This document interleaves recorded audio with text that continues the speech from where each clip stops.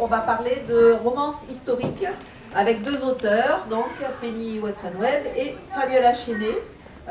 Donc tous ceux qui aiment l'histoire, voilà, vous êtes invités à nous rejoindre. Fabiola nous présente son roman Quand le devoir s'en mêle, donc qui est une romance historique qui se déroule en Angleterre, mais pas à Londres, à Bath, avec l'accent, voilà, à Bath, au 19e siècle. Et Penny Watson-Webb nous présente donc Rouge Velours, qui se passe en Sicile en 1924. Voilà, donc un contexte historique qui est un petit peu différent. Alors ce que je vous propose, c'est déjà que les auteurs se présentent un petit peu, présentent leur parcours, leurs inspirations, les périodes historiques qu'elles préfèrent et les périodes historiques qu'elles viennent de défricher. Qui commence ? Allez, Fabiola. Alors comme je le disais tout à l'heure, quand on a commencé la présentation générale, la table ronde générale, je suis tombée dans la romance quand j'avais 11 ans. Mais j'ai commencé par la romance contemporaine, parce que c'était des Harlequins à l'époque, donc Harlequin, la collection Harlequin, c'était que du contemporain.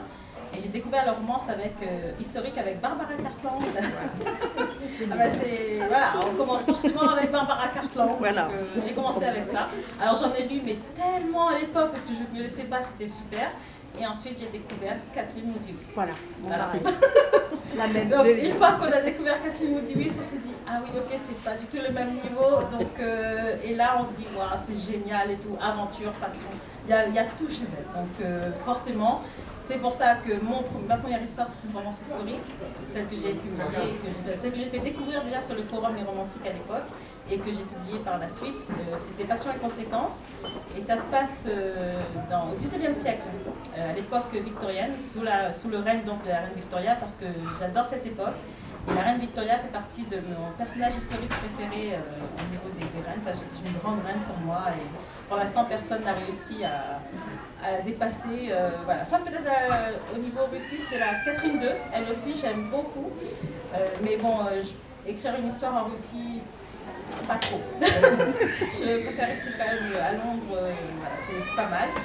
Et donc voilà, et je continue à aimer d'écrire sur l'historique parce que voilà, c'est les costumes, les balles, les codes de l'époque aussi. Et puis j'aime bien mettre les femmes à l'honneur et j'aime bien aussi l'idée que, en fait, malgré ce qu'on croit, ce qu'on nous a fait croire du moins pendant longtemps, les femmes dans l'histoire, c'était pas non plus des carpettes, on va dire.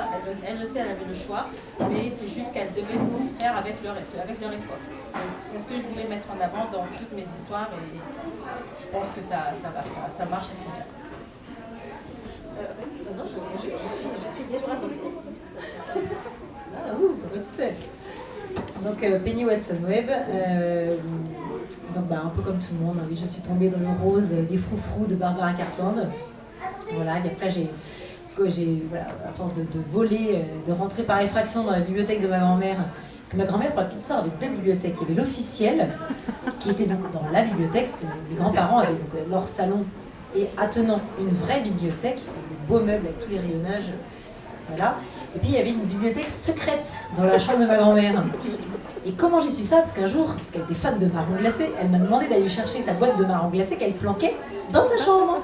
Et donc je suis montée du haut de mes 14 ans, quelque chose comme ça, pour aller chercher la fameuse boîte de ma grand-mère. Et donc je rentre dans la chambre de bonne maman, et, parce qu'elle a un petit côté très désuet, mais oui, je l'appelais bonne maman. Et je rentre dans sa chambre pour trouver les marrons, et là j'ouvre le placard, et là, oh my goodness, qu'est-ce que je vois derrière ce placard?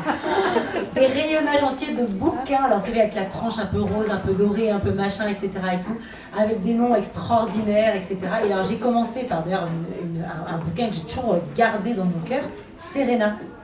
Et alors, Serena de Barbara Cartland, c'est quand même un monument. Voilà, donc moi j'ai commencé par ça.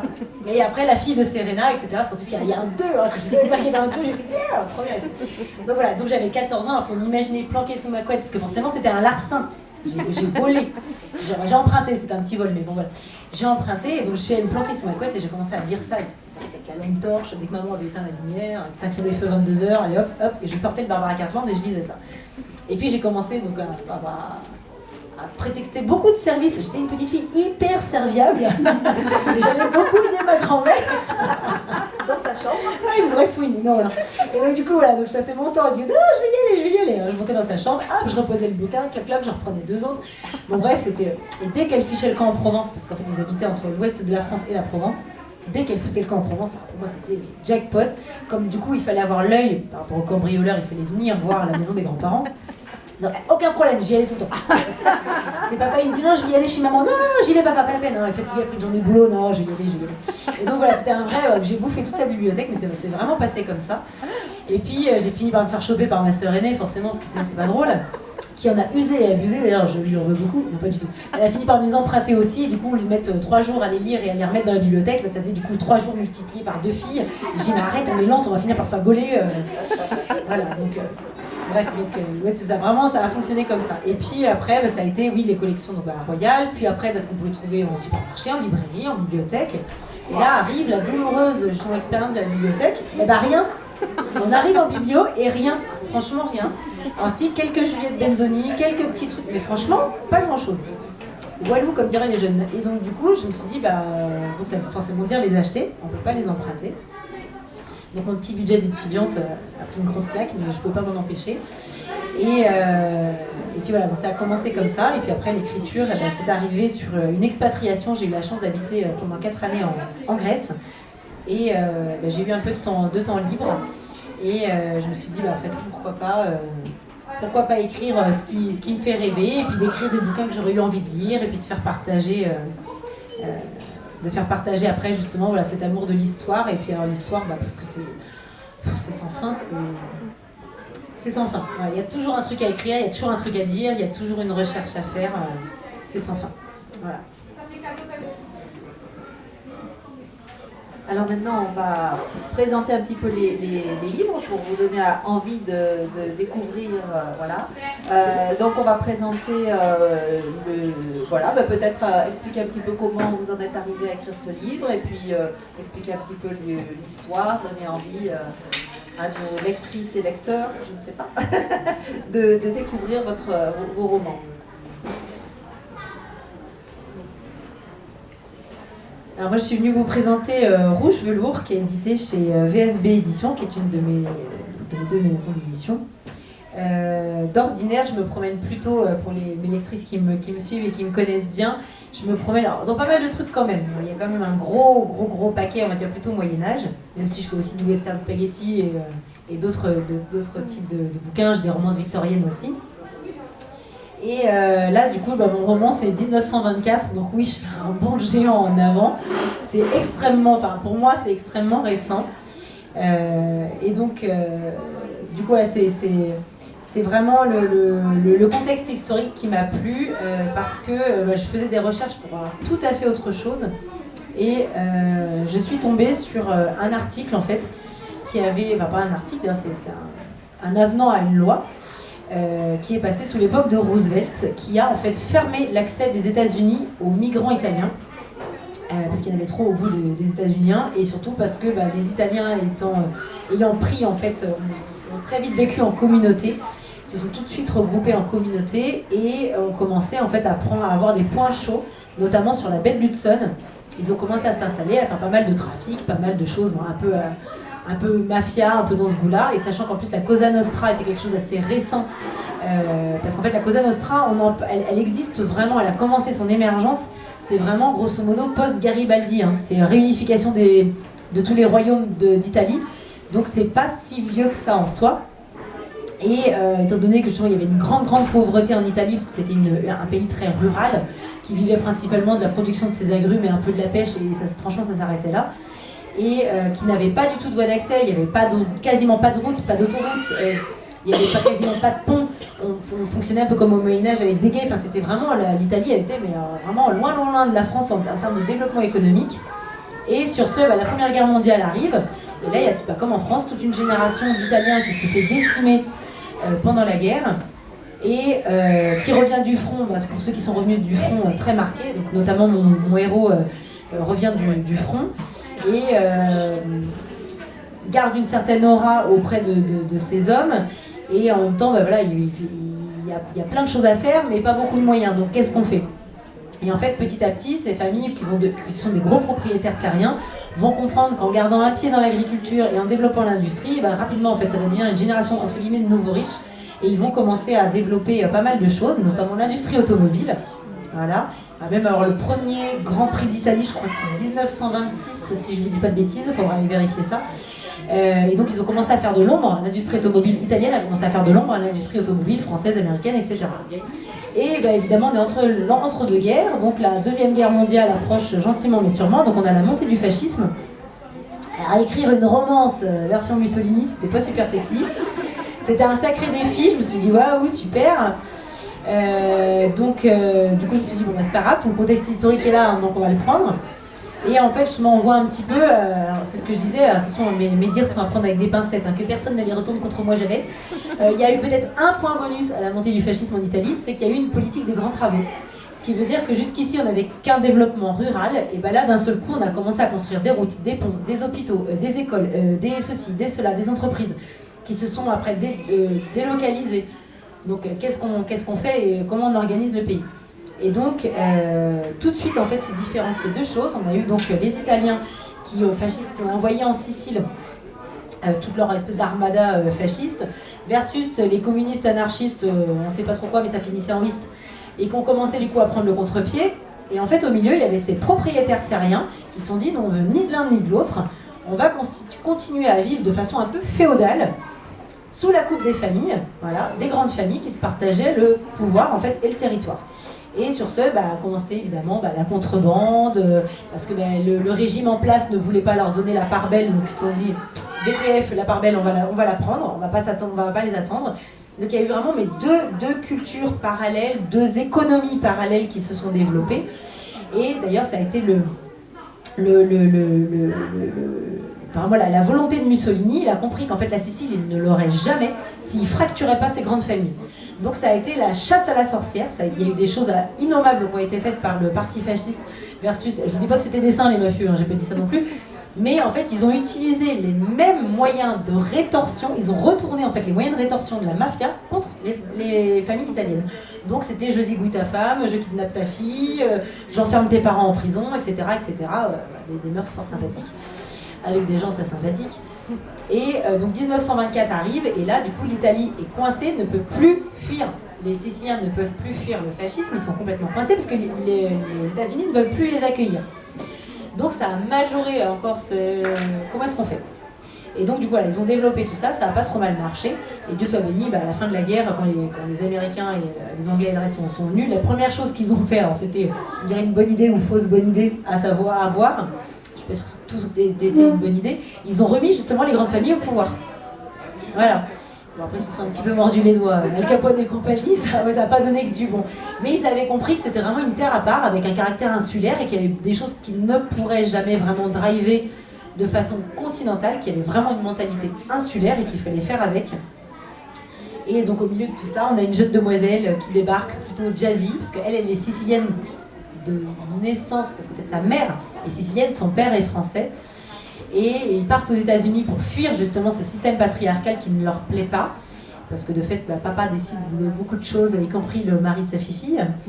Et donc elle tombe amoureuse de cet architecte français, elle part aux États-Unis, elle aime la musique, ce qu'on appelait autrefois la musique nègre, donc tout ce qui était jazz, tout ce qui était etc., qui ne plaisait pas du tout au régime fasciste d'ailleurs.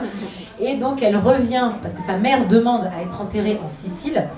Elle revient, sachant en fait que sa mère l'a piégée, mais vous comprendrez le pourquoi du comment quand vous aurez lu le livre. Et justement, la maman meurt et elle se retrouve enceinte, parce qu'elle est jeune veuve, enceinte avec sa mère qui vient de mourir, un bébé sur les genoux, entre guillemets, et impossibilité totale de rentrer en Amérique. Et voilà. Et donc elle va croiser la main, entre guillemets on parle de main du roi, et ben là c'est un peu la main de son grand-père, voilà, qui est le charmant Valentino, n'est-ce pas? Pas très charmant au début, mais qui va devenir plus charmant après, et qui va justement tout simplement lui interdire, parce qu'elle ne peut plus de retourner aux États-Unis, et il va falloir qu'elle découvre cette patrie qu'elle ne connaît pas, la Sicile, la patrie de sa maman, et qu'elle apprenne à l'aimer, à vivre dedans, et même à prendre une sacrée place dans la famille, puisque ça, en revanche, c'est véridique. Hein. Pour tous ceux qui ont fait des recherches sur la mafia, on sait très bien qui tient les familles mafieuses. Ce ne sont pas les hommes parce qu'ils sont en prison, ce sont les mamas derrière leurs spaghettis et leurs lasagnes, c'est vraiment elles qui décident de qui fait quoi quand. Voilà. Donc il y a toute cette mouvance, en fait, l'Europe est en pleine ébullition. Il y a une révolution industrielle qui arrive, une révolution culturelle qui arrive, la montée des extrémismes politiques et le choc des cultures justement entre la vieille Europe et le côté justement jazzy américain qui arrive, et tout ça sur une petite île très patriarcale. Voilà, donc ça fait boum. Voilà. Alors moi, ce sera beaucoup plus rapide que Penny. Je le dis tout de suite.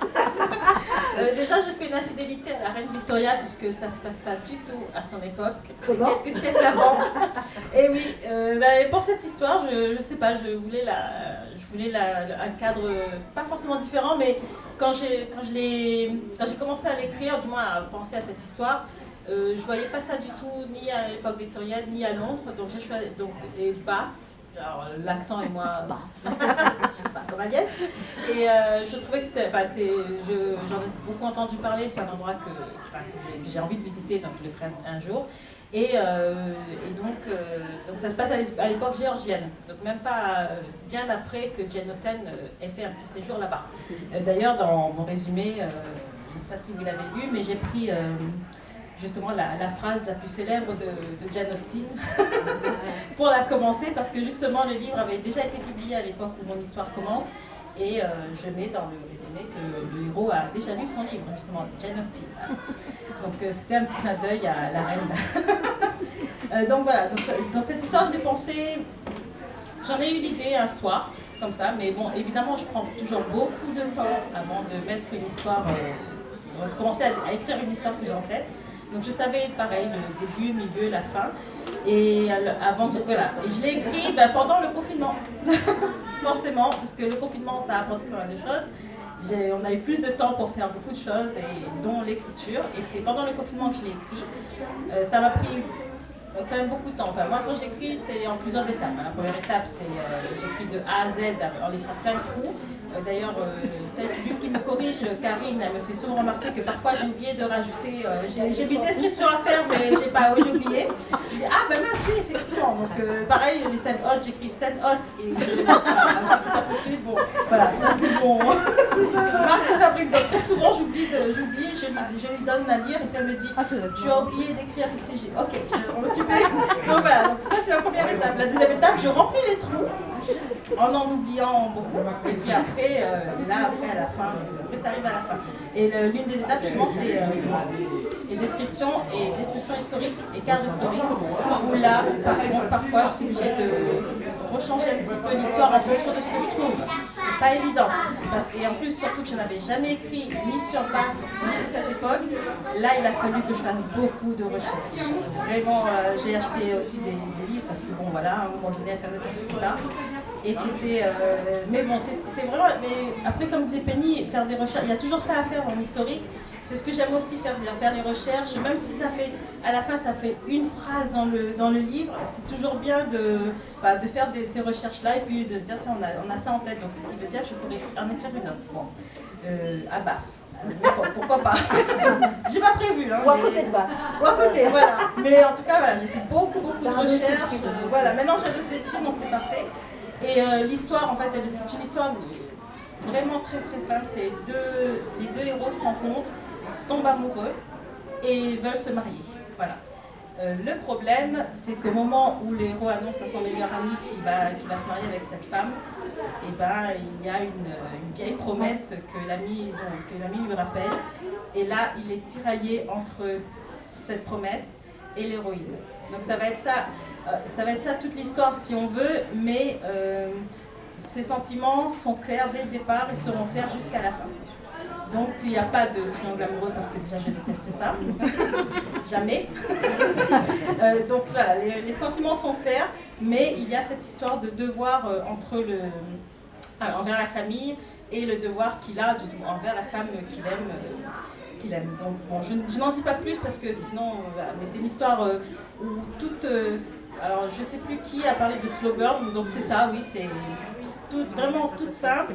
Mais voilà, c'est tout en émotion et voilà. Bon, Agnès qui l'a lu pourra aussi le dire, mais j'ai pas voulu. Alors d'habitude, parce que justement dans mes romances victoriennes, il y a toujours une enquête. Voilà, il y a quelque chose qui fait qu'il y a toujours quelque chose, une petite enquête policière. Mais là, il n'y en a pas du tout. L'histoire, vraiment, c'est entre les deux personnages et sur la manière dont ces deux personnages auront leur fin heureuse. Voilà. La pienne, sur quoi? La pienne, pas Roméo et Juliette, qui n'est pas une romance, je le rappelle. Oui, alors je confirme, en fait, j'ai corrigé le roman. Et donc c'est vrai qu'au départ, ils se rencontrent, ils s'aiment, voilà. Et je dis, oula, je suis au chapitre 3, là, comment ça va se passer? Comment on va arriver à la fin, en fait? C'est vrai que c'est assez surprenant la façon dont après on comprend, enfin voilà, il y a plein de choses qui se passent et tout, mais au début on se dit, non mais attends, là, on a terminé au chapitre 3, là je ne vois pas bien comment elle va s'en sortir. Mais si, elle s'en sort, elle s'en sort. On peut peut-être rester un petit peu sur les recherches parce que vous l'avez évoqué toutes les deux. Donc voilà, au niveau des recherches historiques, est-ce que vous avez un peu des anecdotes? Comment vous procédez? Est-ce qu'il y a des petites anecdotes, à la fois des découvertes que vous avez faites ou des choses justement qui vous ont obligé à redéfinir votre intrigue? Alors oui, ça arrive assez souvent, enfin après tout dépend sur quoi on écrit. Tout à l'heure je disais à Fabiola, bah oui c'est bon, tu as un dossier, mais en fait je pense qu'on travaille tout un peu de la même façon. De fait, après avoir écrit 2-3 bouquins sur la même période historique, je pense qu'on maîtrise le sujet de l'histoire. On maîtrise les éléments de langage qui sont typiques de cette histoire, de cette partie de l'histoire.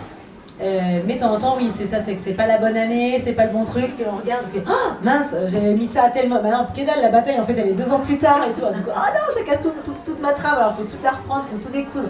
Alors quelquefois tu peux, quelquefois tu peux pas. Donc moi ça m'est arrivé notamment sur un roman où j'ai mis, c'est le vent des steppes. J'ai bidouillé un truc parce que c'était pas la bonne date et bah j'ai dit bah tant pis, Attila il était pas exactement là cette année-là mais on va dire qu'il était là parce que sinon ça me cassait toute ma trame après pour l'invasion de l'Empire romain, donc j'ai dit bah tant pis, voilà on va casser ça et sinon bah, ça marchait pas sur la date de naissance de mon héroïne et je voulais absolument qu'elle soit dans ces âges-là au moment où elle le rencontre, donc voilà c'était, on fait quelquefois des petites entorses à l'histoire. Mais j'ai une petite phrase comme ça d'Alexandre Dumas que j'aime bien, qui disait que justement quand lui il a écrit, je ne suis pas Alexandre Dumas et j'ai pas cette prétention-là, hein, mais il écrivait, parce que lui aussi a écrit donc, des romans historiques en cassant un petit peu la réalité, et il disait toujours, il est permis de violer l'histoire si c'est pour lui faire de beaux enfants. Voilà, donc le but c'est qu'entre guillemets, oui tu fais une entorse au règlement, mais le but c'est que ça fasse rêver, que ça fasse, voilà, que ce soit vraiment un après-midi, comme je dis, un après-midi pluvieux auprès de la cheminée. Oui, je sais, j'ai de la chance, j'ai une cheminée. Mais voilà, le but c'est de s'évader. Si je peux vous faire un bond dans le temps de 300 ans, de 500 ans, entre guillemets, c'est bon, j'ai gagné, quoi. Et les recherches pour ça, oui, ça va être plein d'éléments de langage. Comme tu disais, tu parlais des costumes, bah, évidemment, on va utiliser vraiment le mot de cette pièce de tissu, de cet arceau, de ce truc, qui fait que c'est raccord. On est dans les clous, on fait vraiment attention aux petits détails qui vont nourrir l'imaginaire et qui vont vous faire un peu comme dans votre tête, là vous allez commencer à vous faire un film, justement en voyant très bien la mousseline de je sais pas quoi, ou à l'inverse la toile de laine ou la toile de chanvre, ou la boucle de ceinture en cuir, ou le bruit des éperons au sol. Voilà, il y a plein de petites choses, quand on lit, on voit un peu en 3D, on sent, on écoute, on voit, voilà, tous les sens sont un peu en éveil. Donc les recherches historiques viennent étayer tout ça. Pour rebondir un petit peu sur ce que tu disais, le terme exact, etc. Des fois, c'est pas évident non plus parce que c'est des termes qu'on n'a plus, en fait, hein, que la lectrice comprend plus. Moi, je me rappelle avoir lu un roman historique où justement on parlait d'un bourdalou moiré. Je me disais, c'est quoi un bourdalou moiré Google est mon ami. C'est une partie d'un chapeau et je trouve que ça peut être aussi à double tranchant parce qu'on peut utiliser le terme exact, mais en fait pour la lectrice ça veut rien dire du tout. Alors s'il y en a un ça va, s'il y en a plusieurs dans le roman ça peut devenir compliqué. Alors je sais que comme souvent tu peux pas mettre des petites notes tous les 5 minutes, c'est chiant. Pardon, j'ai des gros mots, c'est agaçant, toujours les yeux qui se baissent, tu vois la note de fin de page et tu fais comme ça, puis au bout d'un moment t'es comme ça. Et, voilà. Et comme moi je suis très feignante, j'aime bien aller au plus simple, donc en fait j'explique en donnant, par exemple je raconte n'importe quoi, moi je vais prendre un exemple, un andon, c'est une courte lance, voilà, c'était utilisé plutôt par les Francs, ou même au début du Moyen-Âge, et un andon, je vais dire, voilà, je raconte n'importe quoi, un tel se saisit de l'andon nanana, cette courte lance atteignit son but, on a compris, c'est bon, il n'y a pas besoin d'avoir une note de page, tu décris un petit peu, t'expliques grosso modo ce que c'est, et après, voilà, si le lecteur ou la lectrice est curieux et qu'il a exactement envie de savoir ce que c'est que ceci ou cela, eh bien Google est son ami, voilà. c'est pareil, je n'aime pas non plus les notes de page, de fin de page, je trouve que ça casse la lecture, donc j'en mets pas. Donc soit je donne une description, et comme toi, un petit peu après ou un petit peu avant, soit j'utilise un autre terme pour expliquer exactement. Et ça m'est arrivé d'avoir à changer des choses dans certaines de mes histoires. Celui dont je me rappelle le plus, parce que ça m'avait marqué, c'était dans L'ennemi de l'ombre, qui se passe à l'époque victorienne, où j'ai dû, au début il y avait les beaux street runners qui intervenaient, c'était les anciens policiers londoniens. Et en fait, à l'époque où j'ai situé mon histoire, ils n'existaient plus. Parce qu'ils étaient là dans l'histoire au départ, mais quand j'ai fait des recherches, parce que quand même, je me suis dit, je vais quand même voir jusqu'à quand ils étaient là. Mais en fait, ils n'y étaient plus là, donc j'ai dû changer toute cette partie-là, mais je n'ai pas changé toute la trame, heureusement. Toute cette partie-là pour mettre en scène les policiers, puisqu'à ce moment-là, il y avait les vrais policiers qui sont arrivés. Et en plus, j'ai appris d'ailleurs sur les beaux street runners que c'était pas des gens très gentils en fait à la base. C'était juste des méchants qui se sont mis à travailler pour le gouvernement, mais voilà, comme une milice. Mais c'était pas vraiment des gentils policiers. Donc c'est là que j'ai appris ce que c'était. Je me suis dit, oh, mais ok, c'est pas grave. Hein. Parce que j'avais lu notamment dans la Quick, ou même Lisa Kleypas, c'est des beaux street runners, oui. Mais en fait, c'est pas du tout les héros de Lisa Kleypas. Hein. J'étais un peu déçue, je dis, ah ben mince alors, ils sont pas si gentils. Mais non, mais bon, c'est pas grave. Donc c'est comme ça qu'on apprend aussi les choses, c'est en faisant des recherches. Voilà. Et pour cette histoire, quand le devoir s'en mêle, j'avais pas mis de date précise, juste une tranche de date, et heureusement parce qu'il y a beaucoup de choses que j'ai dû adapter en fonction de ce que je trouvais. Mais bon, j'ai réussi à bien fignoler, mais heureusement que j'ai pas mis une date précise. Mais ça m'est arrivé, alors je sais plus pour quelle histoire, je crois que c'était pour Passion et Conséquences, où j'ai dû changer la date parce que la manière, enfin, j'ai pas changé l'histoire, juste la date, donc j'ai dû adapter en fonction des recherches, parce que justement ça n'allait pas du tout au niveau du contexte. Voilà. Ça m'est arrivé aussi sur un diptyque que j'ai écrit sur le premier s'appelle Les Sœurs Mélox et le deuxième Une Lady sur les docks. Et justement le deuxième Une Lady sur les docks, c'est la saga Doux parfum du scandale. Et Une Lady sur les docks, justement j'ai dû carrément effacer un chapitre, j'étais dégoûtée. Vu le temps que ça nous prend, j'étais bien verte parce que j'avais voulu faire tout un truc justement un peu en mode, vous connaissez le film Gang of New York? Oui. Voilà, tout un truc sur les lapins morts, les Irlandais, excuse-moi, il y a des Irlandais dans mon histoire et tout. Et ben là, je me suis recentrée sur mes Italiens du coup, parce que ça m'a cassé les pattes, là, j'ai dit super. Et donc j'ai dû, quasiment, je pense, une grosse quinzaine de pages, j'ai dû dégager tout. En plus, ça tombait pile poil, l'histoire était géniale et tout. Oui, sauf qu'en fait, les lapins morts, ils étaient morts depuis longtemps. Donc c'était à la rigueur leur fils qui pouvait intervenir, mais le gang tel qu'il l'était n'existait plus, n'avait plus d'entité propre, même si on sait que... Alors je me suis rattachée à ça, justement, je me suis branche basse, très basse. Il y avait certains pubs dans New York justement qui gardaient quand même un peu le côté un peu historique de ouais moi mon père il y était, ouais le tien aussi, nanana. Et donc du coup on avait cette espèce de nostalgie dans certaines ethnies, soit les ethnies des pays de l'Est ou alors un peu justement type irlandaise ou écossaise, où on avait quand même encore un petit peu ce type de profil de quartier pas très fréquentable et des bistrots pas très fréquentables dans lesquels il valait mieux pas savoir trop ce qui se passait. Voilà, c'était. Mais du coup, ça a été. Je me suis plantée, donc on casse et on recommence. Voilà.